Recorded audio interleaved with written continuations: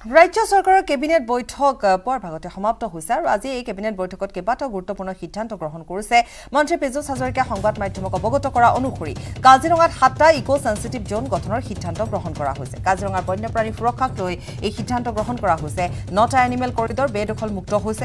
মন্ত্ৰী পীযুষ হাজৰিকাই আজি সংবাদ মাধ্যমৰ আগত এই কথা অৱগত কৰে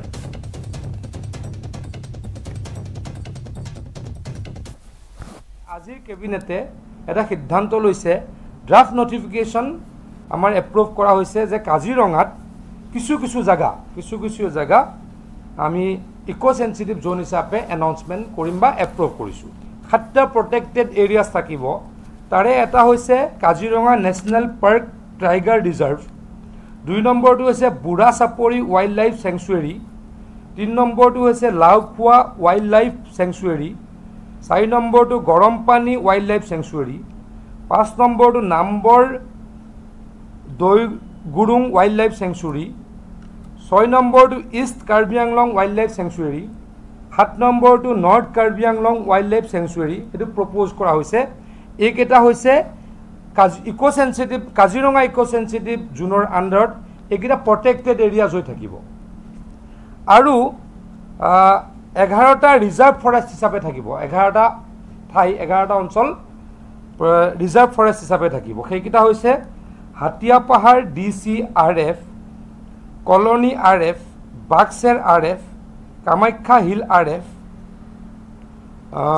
কুকৰাকটা RF Bhumuraguri RF south Diju RF north Diju RF Panbari RF Kochmara RF আৰু দেউ পাহাৰ RF এইকেইটা অঞ্চল থাকিব ৰিজাৰ্ভ ফৰেষ্ট হিচাপে এটো লৈ কোনো মানুহৰ মাজত সন্দেহৰ ভাব থাকিব নালাগে আৰু কাৰোৰ মাজত চিন্তাৰো ভাব থাকিব নালাগে আৰু ইফালে কাগজ কলক লৈও আজি সিদ্ধান্ত গ্ৰহণ কৰা হয় মন্ত্ৰী পীযুষ হাজৰিকাই সংবাদ মাধ্যমৰ আগত জনায় কৰ্মচাৰী বকেয়া ধন শীঘ্ৰে মুকলাই দিয়া হ'ব কাগজ কল দুটা ক্ৰয় কৰিবলৈ কেবিনেটত ধনৰ অনুমোদন 372 কোটি টকাৰে কাগজ কল দুটা ক্ৰয় কৰিব চৰকাৰে আৰু কি কৈছিল এই মিলকেইটা বন্ধ হোৱাটোৰ অসমৰ ৰাইজৰ আবেগো জড়িত আৰু তাৰ কৰ্মচাৰীখিনিৰ ভৱিষ্যতো অত্যন্ত ভৱিষ্যতৰ কথাখিনি অত্যন্ত গুৰুত্বপূৰ্ণ তাৰ কাৰণে অসম চৰকাৰে সিদ্ধান্ত লৈছিলে দুইটা মিলৰ কৰ্মচাৰীখিনিৰ যিখিনি পেনশন বা 100 জন যিখিনি চাকৰি কৰি থাকিব পাৰে তেওঁলোকক চৰকাৰী কোনোবা বিভাগত বা আমাৰ যিখিনি কোঅপাৰেশন আছে তেনেকুৱা চাকৰি দিয়াৰ সিদ্ধান্ত লোৱা হৈছিল আৰু তাৰ কাৰণে এটা কথা আছিল যে এই মিলকেইটা NCLT-ত গৈছিলে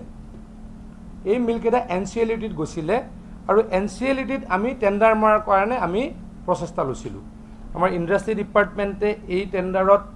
পাৰ্টিচিপেট কৰিলে আৰু 375 কোটি টকাত এই দুইটা মিল আমি পাবলৈকে সক্ষম হৈছোঁ কিন্তু আমাৰ লাইবিলিটিজ আছে প্ৰায় 700 কোটি টকা তাৰ কাৰণে ইতিমধ্যে আমি সিদ্ধান্ত লৈছিলোঁ আৰু এইখিনি আমি আজি কেবিনেটে এপ্ৰুভেল দিলোঁ আমাৰ যি একশ্যনত আমি মিল পাইছোঁ তাৰ কাৰণে আমি ফাৰ্ডাৰ যিখিনি কামকাজ তাক কামকাজ কৰিবলৈকে আমি আজি এপ্ৰুভেল দিলোঁ এটো আমাৰ কাৰণে গুৰুত্বপূৰ্ণ সিদ্ধান্ত মই জাগিৰোডৰ বিধায়ক হিচাপে মোৰ কাৰণে অত্যন্ত গুৰুত্বপূৰ্ণ অসমৰ ৰাইজৰ কাৰণে গুৰুত্বপূৰ্ণ মিলৰ যিখিনি কৰ্মচাৰী অত্যন্ত কষ্টত আছে সেই কষ্ট লাঘৱ হ'বলৈ হয়তো বেছি দিন নাই অহা 3 মাহ বা 4 মাহৰ ভিতৰত আমি তেখেতলোকৰ যিখিনি বকেয়া সেইখিনি দিবলৈ সক্ষম হ'ম আৰু মিলৰ গোটেই মাটি সম্পত্তিৰ মালিক হ'ব অসম চৰকাৰ আৰু অসম চৰকাৰৰ ভৱিষ্যতে এই মিল দুটাত কিবা কৰিবলৈকে সক্ষম হ'ব